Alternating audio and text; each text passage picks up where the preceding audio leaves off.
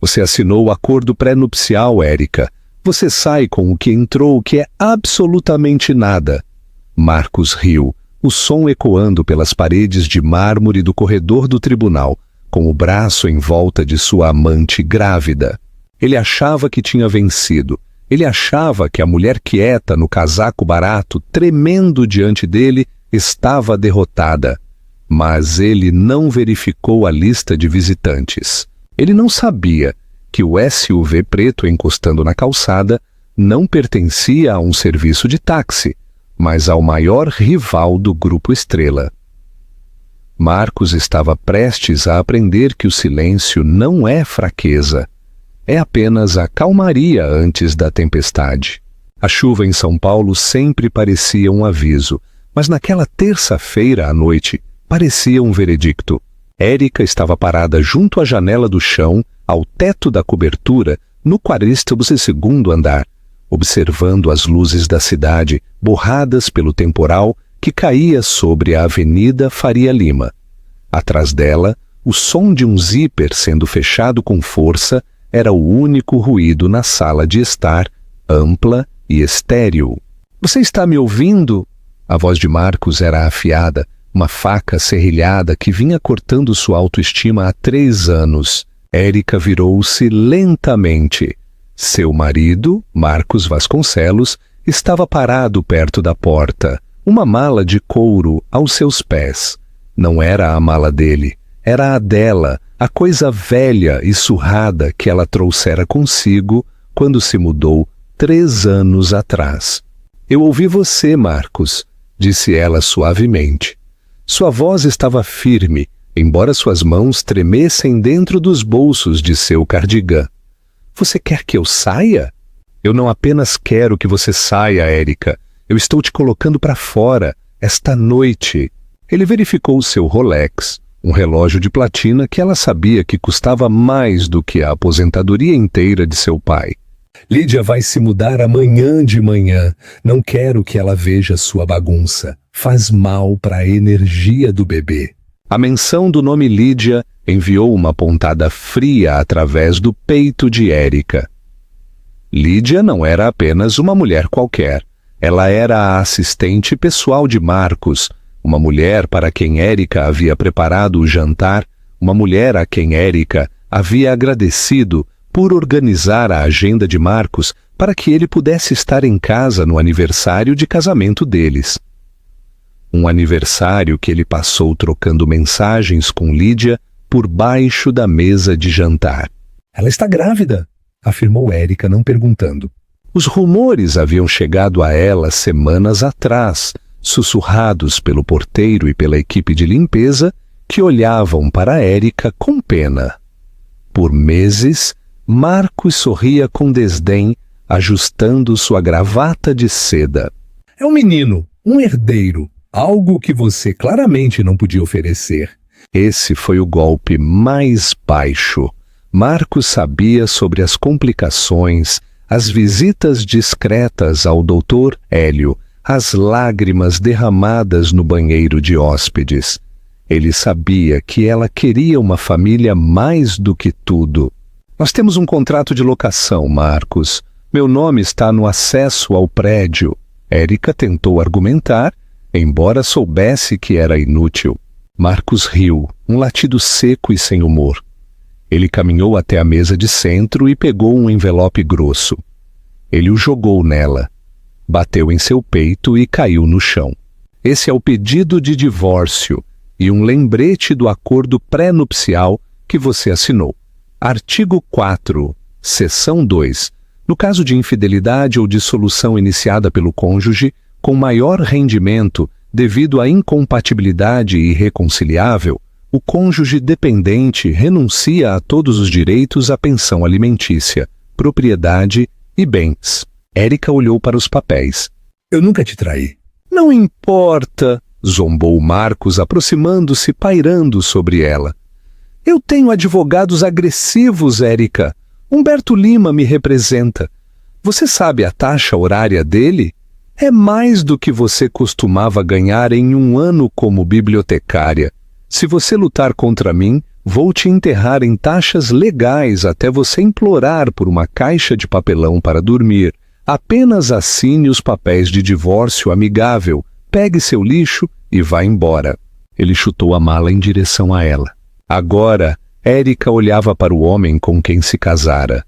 Ela se lembrava do charme que ele exibia 3 anos atrás. O arquiteto humilde que amava sua inteligência tranquila.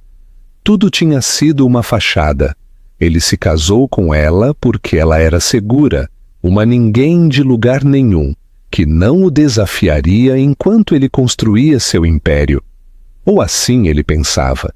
Você está cometendo um erro, Marcos, disse Erika, sua voz caindo para um sussurro. O único erro que cometi foi pensar que você poderia se encaixar no meu mundo, retrucou ele. Você é sem graça, Erika. Você não tem conexões, não tem ambição e não tem estilo. A Lídia, ela se encaixa na marca. Você é apenas uma substituta temporária. O elevador apitou.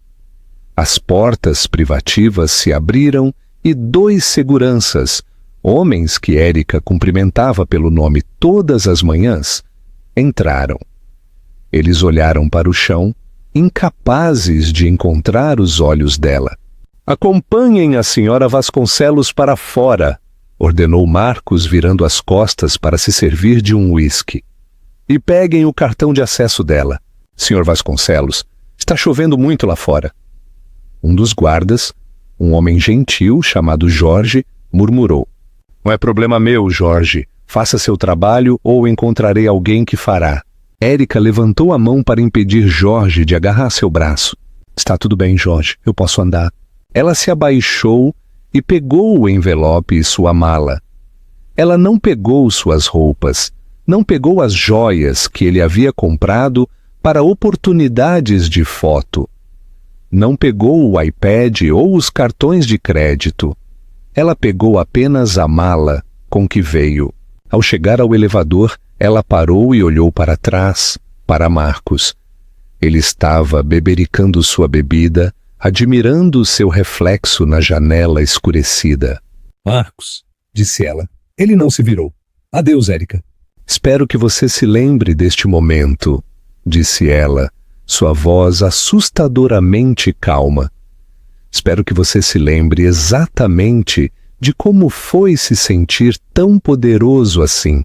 A porta do elevador se fechou, selando-a fora da vida que ela tanto tentara construir. A descida levou 40 segundos.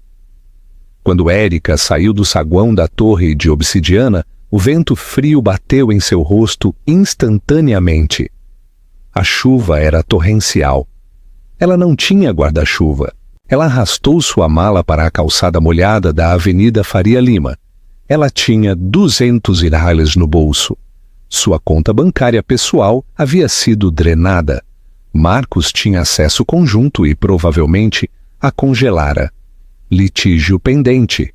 Uma tática suja para garantir que ela não pudesse contratar um advogado.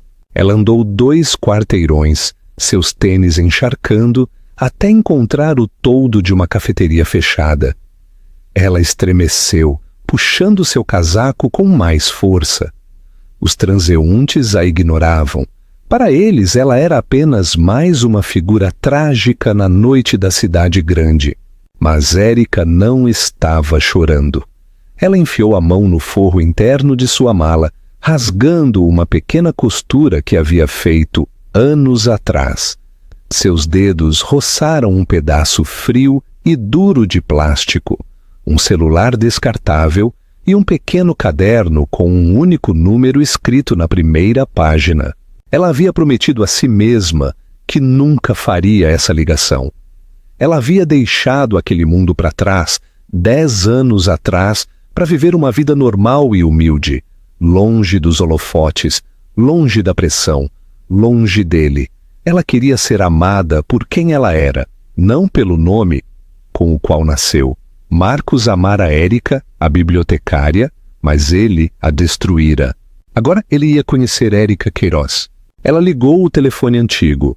Quase não tinha bateria. Seus dedos, dormentes pelo frio, discaram o número. Tocou uma vez, 2 vezes. Esta é uma linha privada, respondeu uma voz profunda e ríspida. Identifique-se. Érica respirou fundo, o cheiro de chuva e escapamento enchendo seus pulmões. Ou eu, Juliano, ela sussurrou. Houve um silêncio do outro lado tão profundo que parecia que a linha tinha ficado muda. Então, o som de uma cadeira sendo arrastada para trás. Movimento, urgência. Érica! A voz falhou, perdendo sua firmeza corporativa. Érica, é você? Meu Deus, nós estivemos procurando. Onde você está? Estou em São Paulo, disse ela, sua voz finalmente quebrando enquanto a adrenalina passava. Eu cometi um erro, Juliano. Você estava certo. Você estava certo sobre tudo. Você está segura? A voz era exigente agora, o tom de um homem acostumado a comandar exércitos, ou neste caso, um conglomerado global. Não, admitiu ela, olhando para o morador de rua de olho em sua mala, a alguns metros de distância. Estou na rua. Ele me expulsou. Ele me deixou sem nada. Quem? A palavra foi um rosnado. Meu marido, Marcos Vasconcelos. Vasconcelos! Juliano repetiu o nome como se estivesse provando veneno. O arquiteto, aquele com os prédios baratos no centro. Sim, fique exatamente onde você está. Compartilhe sua localização. Não se mova. Juliano, eu não quero voltar para a família. Eu preciso de um advogado, né? Um bom. Você não precisa de um advogado, Érica, disse Juliano. E ela podia ouvir a porta do carro batendo ao fundo do lado dele, o som de um motor de jato particular ganhando vida nas proximidades. Você precisa de um conselho de guerra, e você vai ter um. Ele diz que eu assinei um acordo pré-nupcial. Ele diz que eu não recebo nada. Juliano riu, um som sombrio e aterrorizante que fez a risada de Marcos mais cedo parecer o risinho de uma criança. Ele acha que está jogando damas, Érica. Ele não tem ideia de que acabou de virar o tabuleiro contra um grande mestre. Estou indo te buscar. E que Deus tenha misericórdia do Sr. Vasconcelos, porque eu certamente não terei. Érica desligou. Ela escorregou pela parede de tijolos da cafeteria, sentando-se em sua mala. Ela observou a chuva cair, lavando os últimos 3 anos de sua vida. Marcos Vasconcelos queria uma esposa troféu. Ele havia descartado uma bibliotecária. Mas ele acabara de declarar guerra à única herdeira do Império Tecnológico Queiroz, e seu irmão, o CEO mais implacável do país, já estava no ar. A chuva havia se transformado em uma cortina implacável de cinza quando os faróis cortaram a escuridão. Não era apenas um carro. Eram 3 SUVs pretos e blindados, movendo-se em uma formação apertada e predatória que forçou os poucos táxis na estrada a desviarem do caminho. Eles frearam bruscamente em frente à cafeteria. A porta do carro principal se abriu antes mesmo que as rodas parassem de girar. Um homem saiu. Ele não correu apesar do temporal. Ele se moveu com uma precisão aterrorizante. Ele era alto, vestindo um terno de alfaiataria cinza chumbo, que provavelmente custava mais do que a receita anual da cafeteria. Ele ignorou as poças arruinando seus sapatos de couro italiano. Érica! Érica levantou-se, as pernas tremendo. Juliano Queiroz, o CEO das indústrias Queiroz, e um homem que a Forbes apelidara de O Glacial, fechou a distância em 3 passadas largas. Ele não parecia um CEO naquele momento. Ele parecia um irmão que queria incendiar o mundo. Ele a puxou para um abraço esmagador, enterrando o rosto em seu cabelo molhado e embaraçado. Eu te peguei.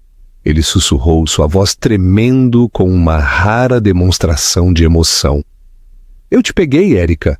Você está segura?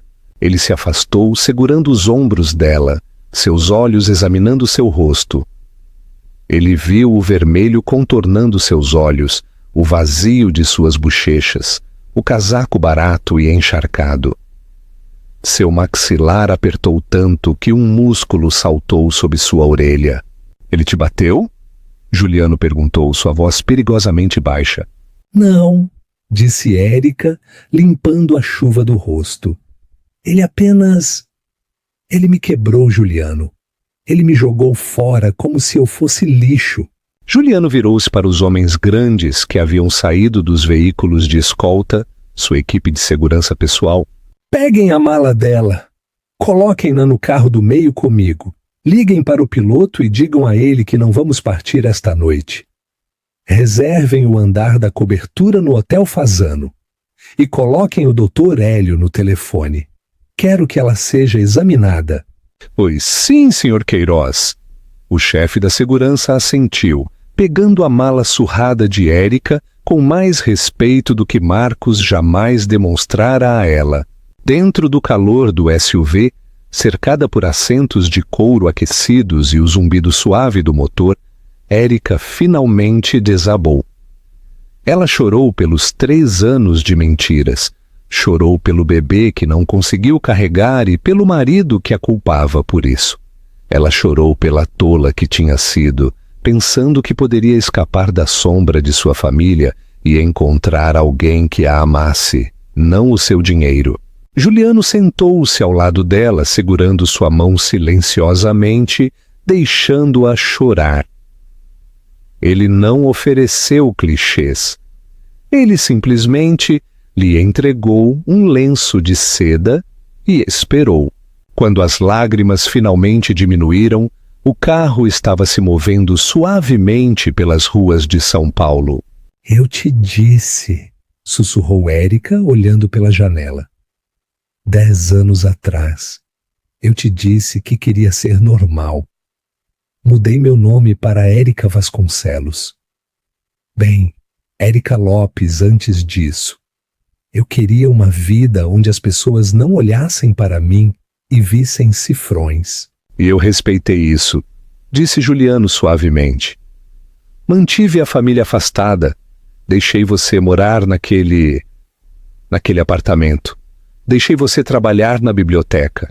Eu até fiz nossa equipe de segurança recuar para que você não se sentisse vigiada.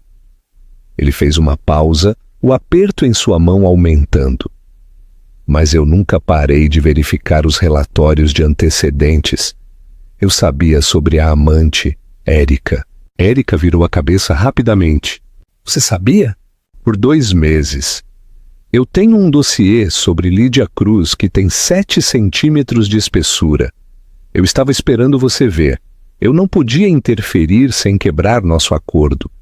Mas quando meu alerta de segurança disparou informando que seu telefone foi reativado, eu sabia que tinha acabado. Ele enfiou a mão no bolso do assento à sua frente. Puxou um tablet. Tocou na tela e entregou a ela. Era um feed ao vivo do mercado de ações focado em um setor específico: imobiliário e construção civil. Marcos acha que é um peixe grande em São Paulo, disse Juliano, sua voz retornando àquela firmeza corporativa fria. Ele acabou de conseguir o contrato para o novo estádio municipal, certo? Foi isso que lhe deu a confiança para te largar hoje. Ele acha que é intocável agora. Érica assentiu. Ele disse que era seu bilhete dourado. Não é um bilhete, é uma forca, corrigiu Juliano. Ele alavancou tudo para conseguir esse contrato. A liquidez dele é inexistente. Ele está flutuando em empréstimos, principalmente do Banco Primeiro de São Paulo. Érica olhou para ele, a confusão nublando seus olhos cansados. Como você sabe de tudo isso? Juliano ofereceu um sorriso fino e cruel. Por quê, irmãzinha? As indústrias Queiroz adquiriram o Banco Primeiro de São Paulo esta tarde. A papelada foi concluída 10 minutos antes de eu te pegar. Érica engasgou. Você comprou o banco dele? Eu comprei a dívida dele, corrigiu Juliano. Eu sou dono da hipoteca dele. Eu sou dono dos empréstimos empresariais dele. Eu sou dono dos cartões de crédito que ele usa para comprar as joias daquela amante. Tecnicamente, a partir desta noite, eu sou dono dele. O carro parou em frente ao hotel. O porteiro correu para abrir as portas. Então, disse Juliano, ajudando-a a sair. Temos duas opções. Opção A. Eu executo a dívida dele amanhã, arruíno o crédito dele e o deixo na miséria até o almoço. É rápido, é eficiente. Érica parou na calçada. A chuva não a tocava mais sob o guarda-chuva segurado por um guarda. Ela pensou na risada de Marcos. Ela pensou na maneira como ele olhou para o relógio enquanto a expulsava.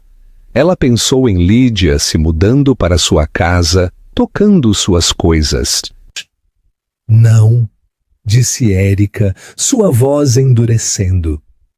Isso é muito fácil.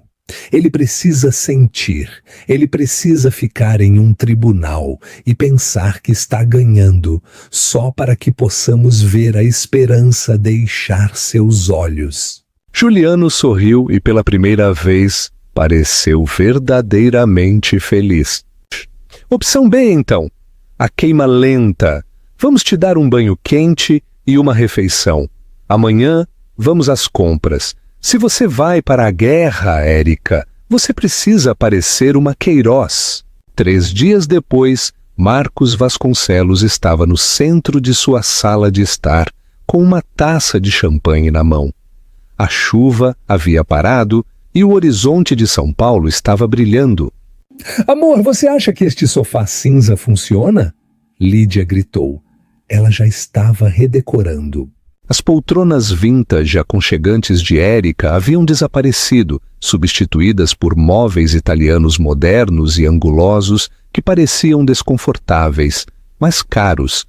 O que você quiser, Lídia, disse Marcos, caminhando para beijar a testa dela. Você é a dona da casa agora. Eu só não quero nenhuma das vibrações ruins dela sobrando. Lídia fez beicinho, esfregando sua ligeira barriga de grávida. Ela já assinou os papéis? Ela vai, zombou Marcos. Ela não tem dinheiro, não tem família e não tem para onde ir. Ela provavelmente está dormindo em um abrigo. Ela vai assinar só para receber a assistência de realocação de 15 mil dólares que eu generosamente ofereci. O interfone tocou. Senhor Vasconcelos, a voz do concierge surgiu. O senhor foi notificado. Marcos franziu a testa. Pode subir. Poucos minutos depois, um oficial de justiça lhe entregou uma pilha grossa de documentos. Marcos os abriu esperando os papéis de divórcio amigável assinados. Em vez disso, viu letras pretas em negrito no topo. Aviso de divórcio litigioso e contraprocesso por danos. Ele examinou o documento, seu rosto ficando vermelho. Ela está contestando? Sob quais fundamentos? Angústia emocional? Oh, fraude! Ele riu jogando os papéis sobre a nova mesa de vidro. Ela está delirante. Ela contratou algum advogado de porta de cadeia para me assustar. Ele pegou o telefone e discou para Humberto Lima.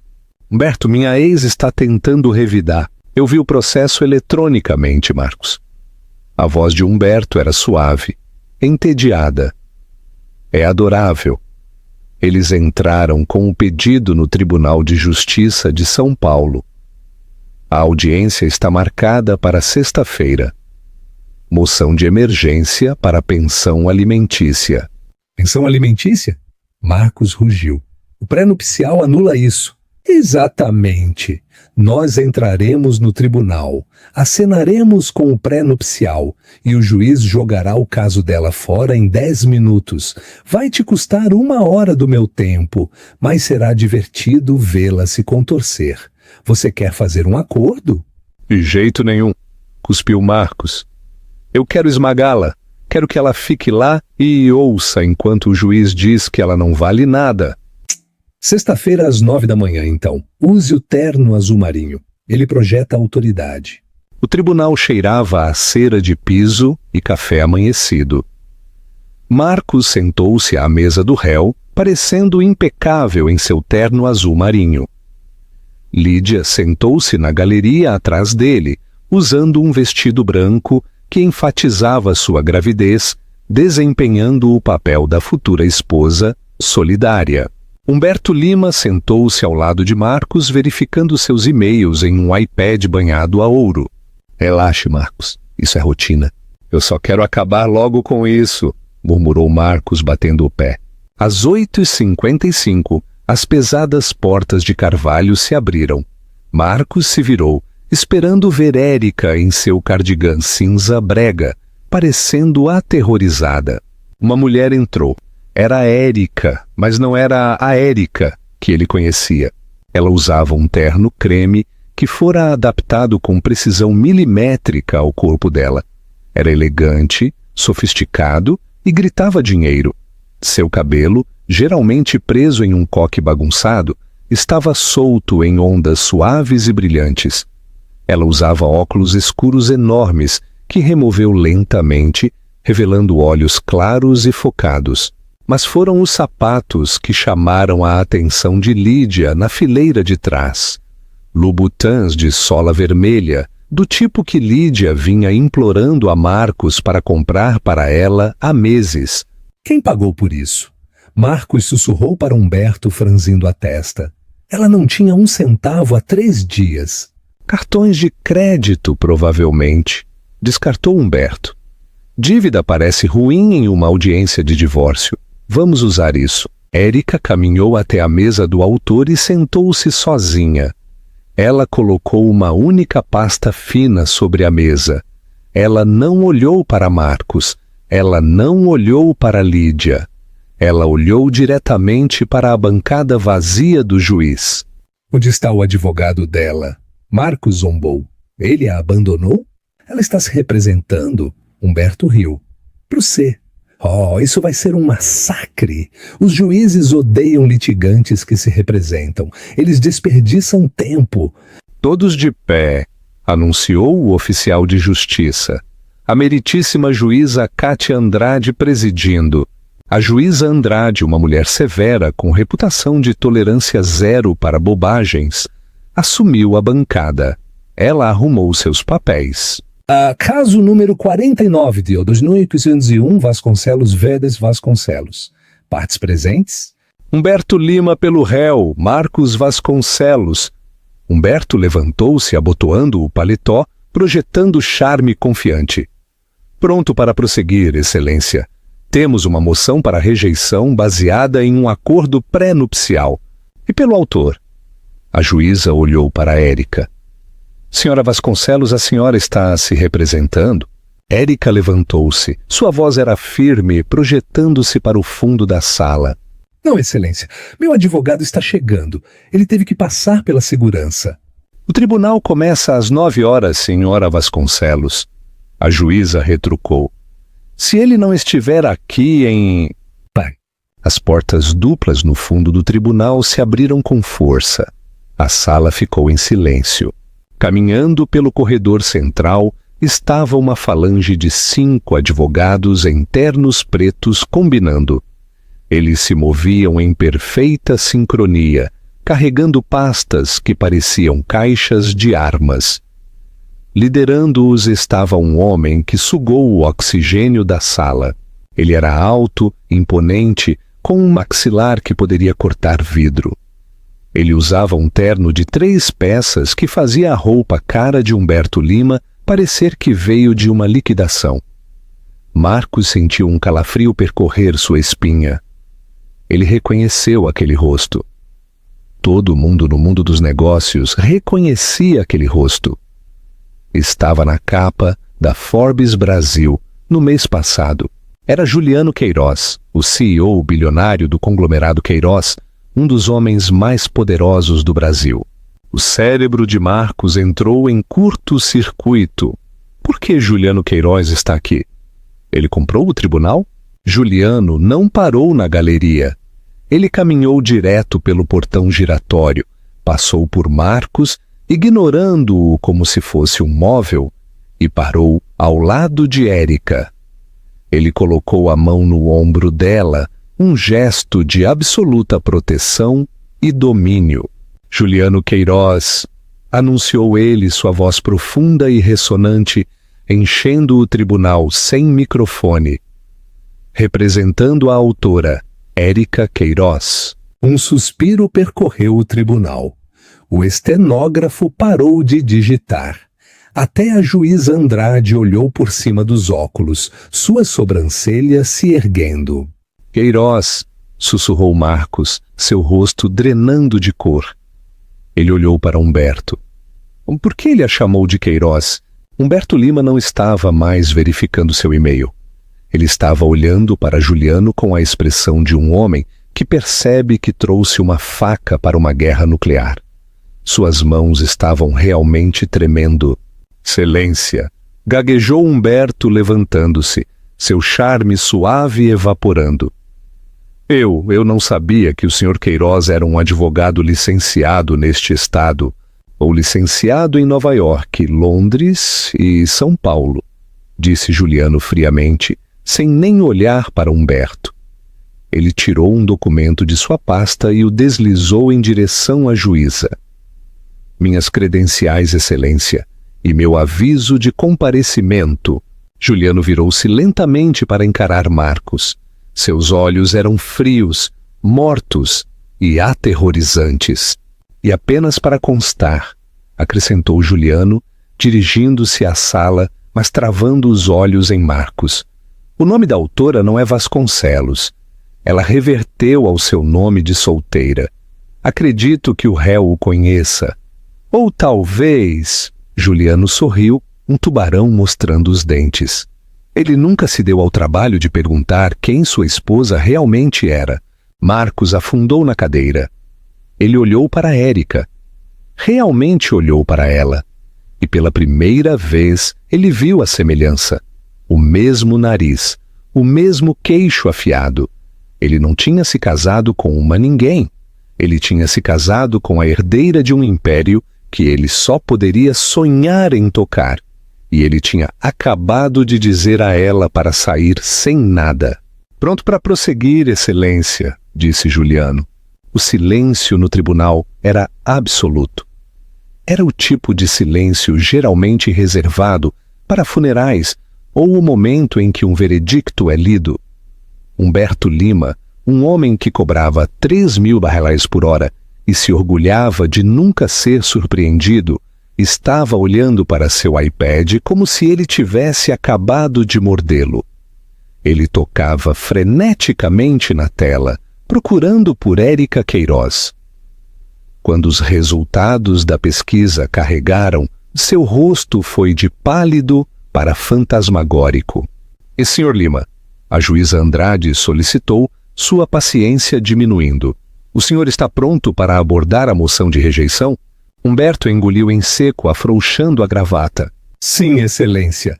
Nós afirmamos que o acordo pré-nupcial assinado pela senhora Vasconcelos, desculpe-me, senhora Queiroz, renuncia a todas as reivindicações sobre bens conjugais. É um documento padrão e blindado. Marcos inclinou-se sussurrando com raiva. Por que você parece assustado? É apenas um nome. Ela ainda é a mesma bibliotecária falida. Juliano Queiroz nem se sentou. Ele ficou no pódio, sua postura relaxada, como um predador observando uma presa ferida tropeçar. Excelência! Começou Juliano, sua voz suave como veludo, mas afiada como uma navalha. O Sr. Lima descreve o pré-nupcial como padrão. É tudo menos isso. É um documento draconiano projetado para explorar um cônjuge com menos poder percebido. No entanto, não estamos aqui para discutir a justiça do pré-nupcial. Marcos sorriu. Bom, pensou ele sabe que não pode vencer o contrato. Estamos aqui, continuou Juliano, para aplicá-lo. As sobrancelhas de Marcos franziram. Aplicá-lo? Juliano abriu um fichário de couro. Artigo 6, seção B do acordo, declara que ambas as partes mantêm a propriedade exclusiva de quaisquer ativos mantidos antes do casamento, bem como qualquer valorização desses ativos. Isso está correto, Sr. Lima? Sim. disse Humberto, confuso. Isso protege a empresa de Marcos. Protege? Juliano sorriu. Porque também protege os ativos de Érica, e como minha cliente é beneficiária do Fundo Fiduciário Queiroz, estabelecido quando ela tinha 18 anos, seus ativos pessoais no momento da assinatura deste pré-nupcial eram de aproximadamente... Juliano puxou uma folha de papel e fingiu apertar os olhos para ela. 2 bilhões de reais. O tribunal engasgou. Um repórter na última fila começou a digitar furiosamente em seu telefone. Marcos sentiu o sangue deixar sua cabeça. Ele agarrou a mesa. Isso é mentira, ele sibilou. Ela trabalhava em uma biblioteca. Ela usava roupas de brechó. Ela vive modestamente, disse Juliano sem olhar para Marcos. Algumas pessoas não precisam gritar sobre sua riqueza para saber que a têm. Ao contrário de outras. Juliano virou uma página. Agora, é aqui que fica interessante para o Sr. Vasconcelos. O pré-nupcial também contém uma cláusula de divulgação total da situação financeira. Ambas as partes juraram que divulgaram todos os ativos e dívidas no momento da assinatura. Se uma parte mentiu, o acordo é anulável a critério da parte prejudicada. Eu divulguei tudo! Marcos gritou levantando-se. Sente-se, Sr. Vasconcelos, a juíza Andrade ladrou. Divulgou? Juliano perguntou calmamente. Ele sinalizou para um de seus advogados associados, que entregou uma pilha grossa de documentos ao oficial de justiça para dar à juíza e à defesa. 3 anos atrás, Sr. Vasconcelos, o senhor alegou que sua empresa, Arquitetura Vasconcelos, era solvente. O senhor alegou a propriedade da cobertura da Torre Obsidiana. Mas esses registros bancários intimados esta manhã mostram que a cobertura era, na verdade, mantida por uma empresa de fachada nas Ilhas Cayman, que estava tecnicamente insolvente na época devido a um projeto de hotel fracassado em Balneário Camboriú, um projeto que o senhor convenientemente deixou de fora de seus formulários de divulgação. Humberto Lima estava folheando os documentos, suando. Objeção, relevância? É, e a relevância, disse Juliano, sua voz endurecendo. É que o Sr. Vasconcelos cometeu fraude para fazer minha cliente assinar aquele pré-nupcial. Ele precisava que ela acreditasse que ele era estável. Ele não era. Ele estava se afogando em dívidas já naquela época.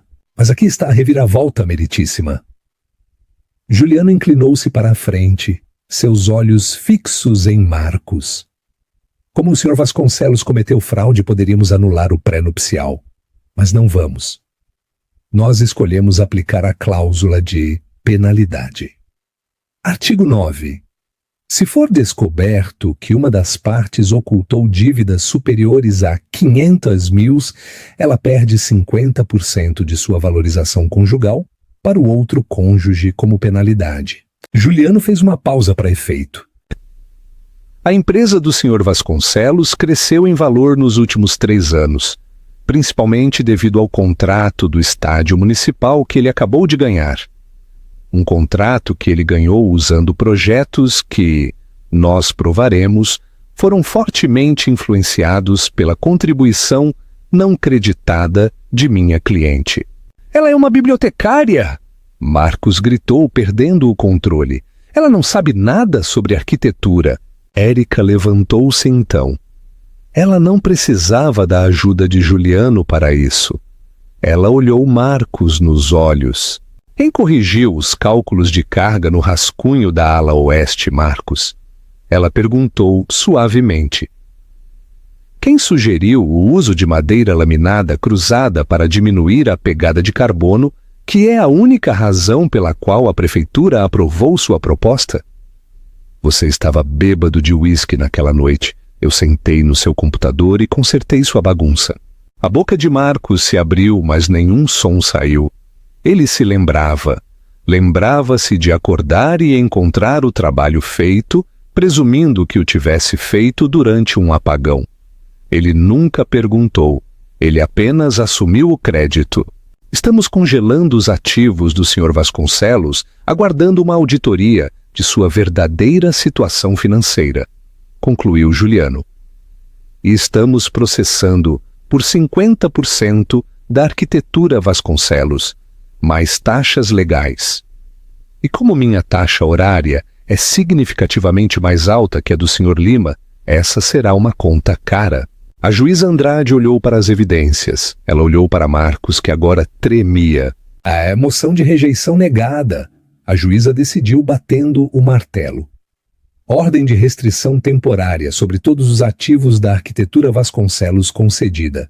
Sr. Vasconcelos, o senhor deve fornecer acesso total aos seus livros para os contadores forenses do Sr. Queiroz até às 17 de hoje. 5 da tarde? Humberto guinchou. Excelência, isso é em 6 horas. Então é melhor começar a fazer cópias, disse a juíza secamente. Tribunal encerrado.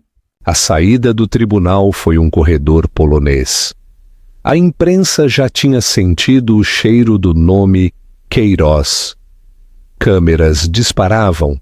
Perguntas eram gritadas. Érica, é verdade que você é a herdeira Queiroz? Marcos, você sabia que sua esposa era bilionária? Sr. Queiroz, o senhor vai comprar o time do Corinthians? A equipe de segurança de Juliano abriu o mar de repórteres como uma escavadeira. Marcos, por outro lado, foi cercado.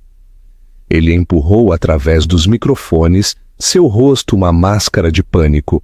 Lídia atrás dele, parecendo que ia vomitar. Marcos, o que isso significa?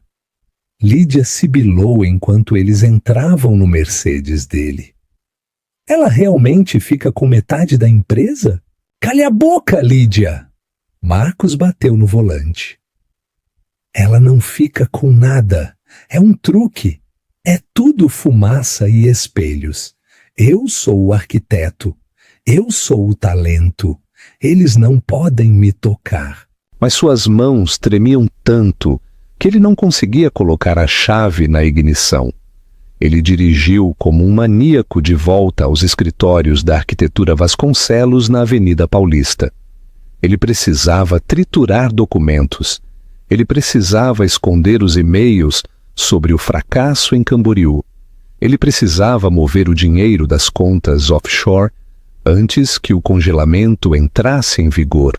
Ele invadiu o saguão de sua firma, esperando o zumbido habitual de atividade, as recepcionistas o cumprimentando, os estagiários correndo com café.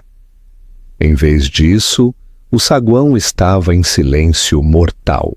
No centro da sala estavam 4 pessoas em ternos escuros usando crachás de identificação. Eles estavam encaixotando arquivos. O que é isso? Marcos rugiu, passando pela recepcionista. Quem são vocês? Uma mulher com cabelo grisalho curto deu um passo à frente. Sr. Vasconcelos, sou a agente Melo da Divisão de Auditoria Forense. Estamos aqui em nome do administrador judicial nomeado pelo tribunal. Administrador, eu sou o dono deste prédio. Não mais, senhor, disse a agente Melo calmamente. O banco executou seus empréstimos, especificamente a hipoteca comercial desta propriedade e a linha de crédito que o senhor usou para a folha de pagamento. O banco não pode fazer isso sem 30 dias de aviso prévio. Eles podem se houver uma mudança material adversa na situação financeira do mutuário, respondeu a agente. A ordem de congelamento emitida pela juíza Andrade há 1 hora constitui uma mudança material. O Banco I de São Paulo está exercendo seu direito ao reembolso imediato. Marcos congelou. Banco I de São Paulo. A voz de Juliano ecoou em sua memória. As indústrias Queiroz adquiriram o Banco I de São Paulo esta tarde. Ele tinha caminhado direto para a armadilha. Juliano não o tinha apenas processado. Ele havia comprado o chão em que Marcos pisava e agora o estava puxando debaixo dele. Marcos, Ele se virou para ver seu CFO, Davi, saindo de seu escritório com uma caixa de itens pessoais. Davi parecia pálido. Davi, diga a eles que temos as reservas de caixa. Nós não temos, Marcos, disse Davi, evitando seus olhos. Você gastou as reservas nas reformas da nova cobertura e no anel de noivado para a Senhora Cruz. Lídia, que acabara de entrar, congelou. Todos olharam para o enorme diamante em seu dedo. De repente, não parecia um símbolo de amor. Parecia evidência roubada. Estou me demitindo, Marcos, disse Davi calmamente. Eu não posso fazer parte de uma investigação de fraude. Eu tenho uma família. Seu covarde! Marcos gritou. Eu te fiz. Você nos usou, corrigiu Davi. Ele saiu pela porta. Marcos correu para seu escritório, mas a porta estava trancada. Um segurança, um dos novos que Juliano provavelmente enviara, bloqueou seu caminho. Acesso negado, Sr. Vasconcelos. Este é o meu escritório. Não até que a auditoria esteja completa, senhor. Por favor, acompanhe-se para fora, ou teremos que ajudá-lo. Marcos recuou no peito arfando. Ele olhou ao redor do escritório de plano aberto. Seus funcionários, arquitetos, designers, engenheiros estavam observando-o. Não havia lealdade em seus olhos, apenas constrangimento. Eles sabiam, eles tinham visto as notícias. Eles sabiam que seu chefe havia expulsado sua esposa apenas para descobrir que ela poderia comprá-lo e vendê-lo 10 vezes. Ele se virou para Lídia. Ela estava parada perto do elevador, digitando furiosamente. Lídia, vamos para a casa do lago. Vamos dar um jeito nisso. Lídia olhou para cima. Sua expressão havia mudado. A adoração de olhos de corça se foi, substituída por um cálculo frio, que espelhava o do próprio Marcos. A casa do lago? Ela perguntou. Aquela que você disse que estava em seu nome? Ou também é propriedade de uma empresa de fachada? É complicado, mas estamos juntos, certo? Estamos tendo um filho. Lídia olhou para a barriga, depois de volta para ele. Eu preciso de segurança, Marcos. Você me prometeu uma vida de luxo. Você me prometeu sem drama. Isso... Ela gesticulou para os agentes e as caixas. Isso não é luxo. Isso é um crime. Eu sou a vítima aqui. Marcos implorou. Ela mentiu para mim. Ela fingiu ser pobre. E você fingiu ser rico, disse Lídia friamente. O elevador apitou. Vou para a casa da minha irmã. Não me ligue até consertar isso. Lídia, você está carregando meu herdeiro! Agora, ela entrou no elevador. Estou carregando um passivo. As portas se fecharam. Marcos ficou sozinho no saguão do império que construíra sobre mentiras. O telefone na recepção começou a tocar. Era um repórter. Então outra linha tocou. Então outra. Ele se virou para a saída, tropeçando para a rua. Ele pegou o telefone para ligar para Humberto, mas sua tela piscou com uma notificação. Novo e-mail. Indústrias Queiroz. Assunto. Oferta de acordo. Com as mãos tremendo, Marcos abriu. Senhor Vasconcelos, estamos dispostos a retirar as acusações de fraude e a busca de sua falência pessoal sob as seguintes condições. 1. O senhor assina os papéis de divórcio amigável imediatamente. 2. O senhor admite publicamente que o projeto do estádio municipal foi principalmente obra de Érica Queiroz. 3. O senhor renuncia ao cargo de CEO da Arquitetura Vasconcelos e transfere seu controle acionário para Érica Queiroz pela soma de R$1. O senhor tem uma hora, Juliano Queiroz. Marcos olhou para a tela. R$1. Eles queriam comprar o trabalho de sua vida por R$1. Ele olhou para o céu. Estava chovendo novamente. Marcos sentou-se na sala de conferências do que antes era seu escritório de advocacia. Humberto Lima havia se afastado 1 hora atrás, alegando conflito de interesses no momento em que as ameaças de negligência profissional da equipe de Juliano começaram a chegar. Marcos estava sozinho. O prazo de 1 hora havia acabado. A porta se abriu. Desta vez não era uma equipe de advogados. Eram apenas Érica e Juliano. Érica caminhou até a cabeceira da mesa. Ela colocou um único documento nítido na superfície edimógno. Ao lado dele, ela colocou uma caneta. Marcos olhou para cima. Seus olhos estavam vermelhos, sua gravata afrouxada, seu terno caro amassado. Ele parecia 10 anos mais velho do que naquela manhã. Érica, ele coachou. Nós podemos resolver isso, por favor. Você me amou uma vez. Érica olhou para ele, sua expressão ilegível. Não era ódio, não era raiva, era pena. E isso machucou Marcos mais do que qualquer grito poderia. Eu amei o homem que pensei que você fosse, Marcos, disse ela suavemente. Eu amei o homem que me disse que queria construir coisas que durassem. Mas você não constrói. Você apenas tira. Eu estava sob pressão. Marcos implorou, levantando-se, as mãos tremendo. O mercado estava quebrando. Eu precisava do negócio do estádio para nos salvar. Eu fiz isso por nós.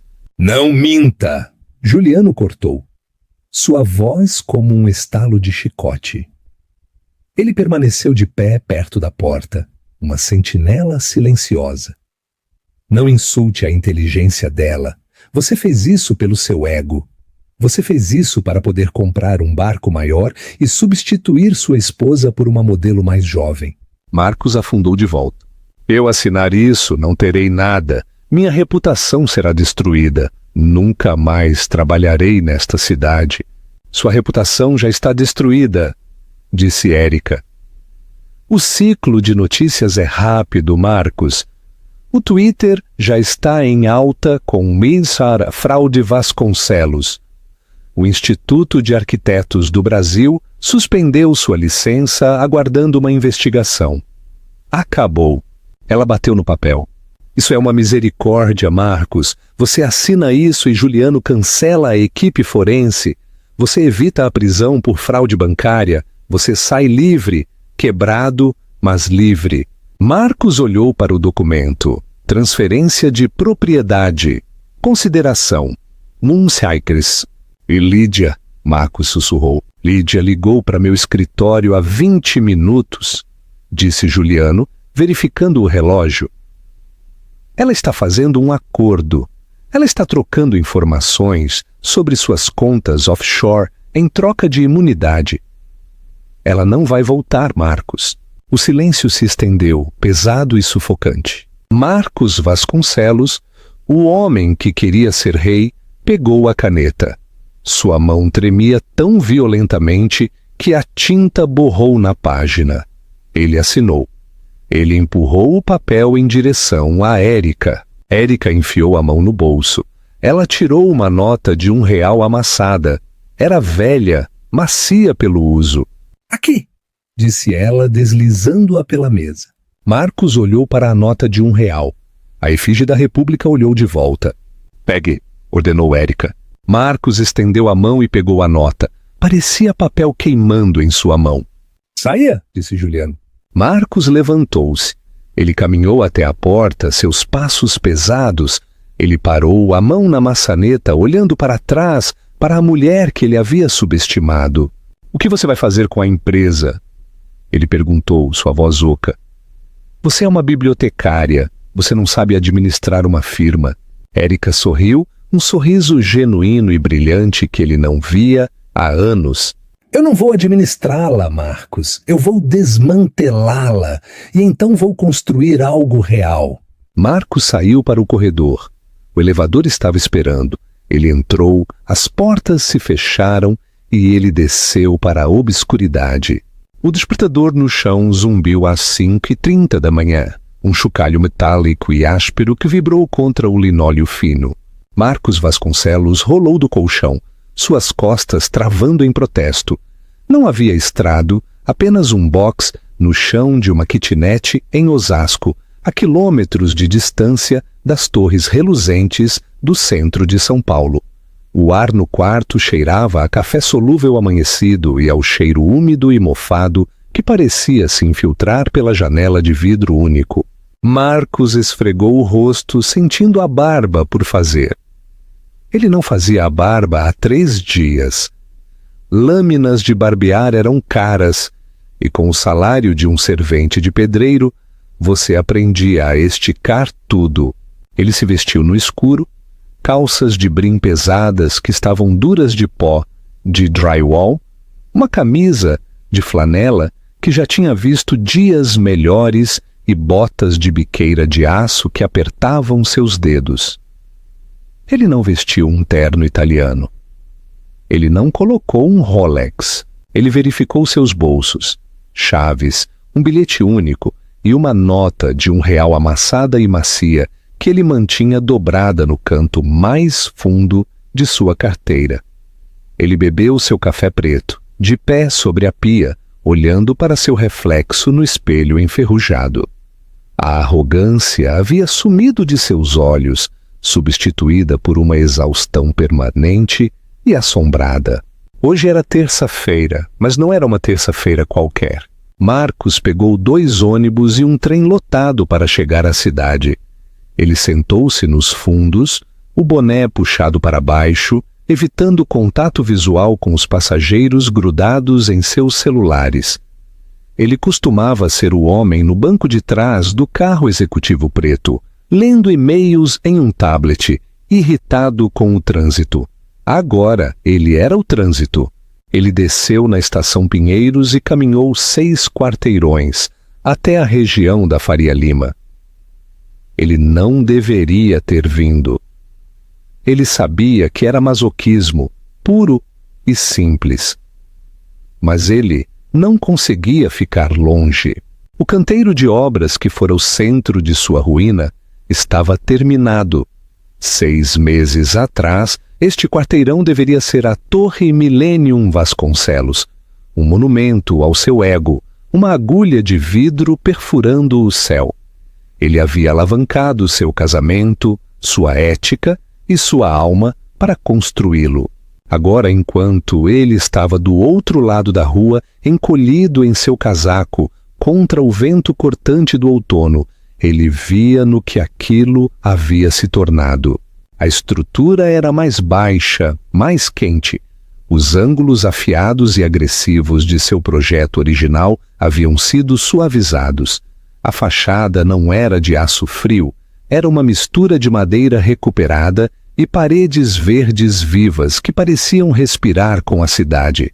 Uma faixa enorme tremulava entre 2 árvores, grande inauguração. Centro Comunitário e Biblioteca Pública Érica Queiroz. Ela tinha mantido o nome dele por um tempo, mas agora usava o dela. Ele percebeu com um sentimento de afundamento que ela havia redefinido o espaço sem a permissão dele.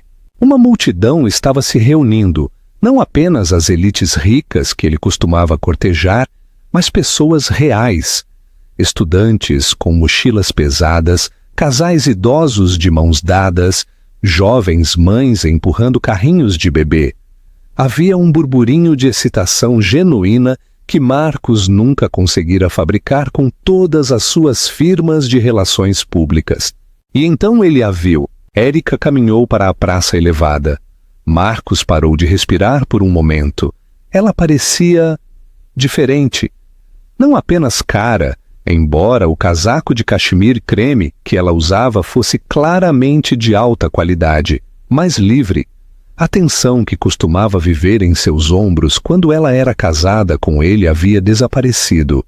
Seu cabelo estava solto, pegando o vento. Ela estava rindo de algo que um homem ao lado dela havia dito. Marcos apertou os olhos. O homem era alto, usava uma jaqueta de tweed e óculos. Ele não era um tubarão como Juliano. Ele parecia um professor ou um escritor. Ele tinha um rosto gentil. Ele colocou a mão na parte inferior das costas de Érica, um gesto tão casual e íntimo que pareceu um golpe físico em Marcos. Senhoras e senhores, uma voz retumbou nos alto-falantes. Era o prefeito. Bem-vindos a um novo capítulo para São Paulo. Marcos assistiu à cerimônia se desenrolar como um fantasma, assombrando seu próprio funeral. Ele ouviu enquanto o prefeito elogiava a visão de uma mulher que entendia que abrigo não é apenas sobre paredes, mas sobre comunidade. Então Érica pegou o microfone. "Brigada", disse ela. Sua voz era clara, amplificada pela praça, refletindo nos edifícios de vidro ao redor deles. Um ano atrás, me disseram que eu não me encaixava no futuro desta cidade. Me disseram que o valor é medido pelo que você pode tirar. Ela fez uma pausa, e seus olhos pareceram examinar a multidão. Por um segundo aterrorizante, Marcos pensou que ela o viu. Ele se encolheu atrás de um poste de luz. "Mas eu aprendi que o valor é medido pelo que você pode dar", continuou Érica, sua mão descansando subconscientemente em sua barriga. Ela estava mostrando apenas um pouco uma pequena saliência sob o cachemir. Marcos agarrou o metal frio do poste. Um bebê. Lídia havia interrompido a gravidez uma semana depois que o escândalo estourou, não querendo ficar presa a um pária falido. Ela havia se mudado para o Rio para encontrar um produtor. Mas Érica estava construindo uma família. Este prédio", disse Érica, gesticulando para o centro atrás dela, "foi construído sobre as ruínas de um erro. Nós demolimos o ego para construir uma fundação para todos. Esta biblioteca é para o estudante que precisa de um lugar tranquilo para sonhar. Esta clínica de assistência jurídica é para o parceiro que precisa de uma saída de uma situação ruim. Isso é para vocês." Os aplausos foram ensurdecedores, não foram palmas educadas. Foi um rugido de aprovação. Marcos sentiu uma lágrima escorrer pelo rosto. Era fria e irritada. Ele a limpou furiosamente. Ele havia construído arranha-céus, ele havia ganhado prêmios, mas ninguém nunca olhara para ele da maneira que aquela multidão olhava para ela. "Ela é incrível, não é?" Marcos pulou. Uma mulher parada ao lado dele, segurando uma sacola de compras, estava sorrindo para o palco. Eu costumava conhecê-la", murmurou Marcos, sua voz rouca. "Você tem sorte", disse a mulher. "Ela salvou este bairro. Aquele empreendedor Vasconcelos, aquele que tentou demolir a horta comunitária, ouvi dizer que ele está na cadeia ou algo assim. Já vai tarde." Marcos puxou o colarinho para cima. Já vai tarde." No palco, o corte da fita começou. Juliano Queiroz deu um passo à frente. Ele parecia tão formidável quanto sempre. Mas havia uma suavidade em seus olhos quando ele olhou para sua irmã. Ele lhe entregou a tesoura. Érica cortou a fita.